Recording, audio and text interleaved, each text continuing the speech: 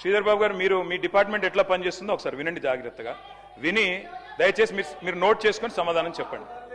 అధ్యక్ష, నిన్న గవర్నర్ గారి ప్రసంగంలో చెప్పారు అధ్యక్ష, మన ఐటీ ఎగుమతులు 3,13,000 కోట్లకు చేరుకున్నాయి, ఐటీ ఉద్యోగాలు 9,39,000 చేరుకున్నాయని చెప్పారు.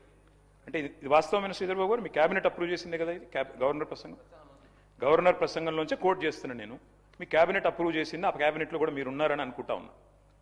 గవర్నర్ గారి ప్రసంగం ఎప్పుడైనా కేబినెట్ ఆమోదిస్తుంది అధ్యక్ష. కేబినెట్లో మంత్రులందరూ ఉంటారు, ఐటీ మంత్రి గారు కూడా ఉంటారు. వారు ఇచ్చిన ఫిగర్ అధ్యక్ష ఇది 3,13,000 కోట్లు ఏది ఎక్స్పోర్ట్స్ అని, 9,39,000 ఉద్యోగాలు. దీని అర్థం ఏంటంటే శ్రీధర్ బాబు గారు 2023-24 ఇది కూడా మీ రిపోర్టే, నాది కాదు, మీ పేపర్ స్టేట్మెంట్ కూడా ఉంది, కావాలంటే చదివి వినిపిస్తా. ఇది మీదే శ్రీధర్ బాబు, ఐటీ మినిస్టర్. 2023-24లో ఈ రాష్ట్రంలో ఐటీ ఉద్యోగాల సంఖ్య 9,46,000. మరి నిన్న మీరు చెప్పిన లెక్క ప్రకారం 9,39,000. అంటే మీ ప్రభుత్వం వచ్చిన తర్వాత 7,000 ఉద్యోగాలు తగ్గాయని నిన్న మీరు గవర్నర్ గారి ప్రసంగంలో చెప్పారు. ఇది వాస్తవమా కాదా? ఒకటి. రెండవది విచిత్రమైన విషయం అధ్యక్ష, మరి కుడి చేయి ఏం చేస్తుందో ఎడం చేయికి తెలియదన్నట్టు శ్రీధర్ బాబు గారు బయట స్టేట్మెంట్ ఇచ్చారు అధ్యక్ష. ఇక I'm quoting times of India. Sridhar అన్న, మీరేం చెప్పారు? ఐటీ ఎక్స్పోర్ట్స్ 3,60,000 కోట్లు అని చెప్పారు. ఇక్కడ మీరు మీకు పంపిస్తాను అధ్యక్ష కావాలంటే.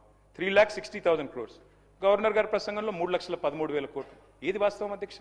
మంత్రి గారు బయట చెప్పేడుదా, గవర్నర్ గారు నోటమ్మడి ఇక్కడ చెప్పేడుదా? You should fire your secretary. If this is a mistake, bureaucratic mistake, you should fire them. క్యాబినెట్లో గవర్నర్ ప్రసంగం ఆమోదించారు, ఆమోదించిన దానిలో కూడా వాస్తవాలు పెట్టరా? ఈ ప్రసంగానికి విలువ ఉందా, విశ్వసనీయత ఉందా?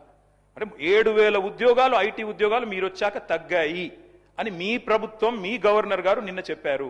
ఇది వాస్తవమా కాదా దయచేసి నోట్ చేసుకోండి, చెప్పండి. తగ్గిలేదు, పెరిగినాయి, మాదేదో తప్పు జరిగింది తీసి పారేయండి. ఐటీ సెక్రటరీ ఎవరున్నారో తీసి అవతల పాడండి చెత్తబుట్లు. అధ్యక్ష, ఇంకో మాట అధ్యక్ష,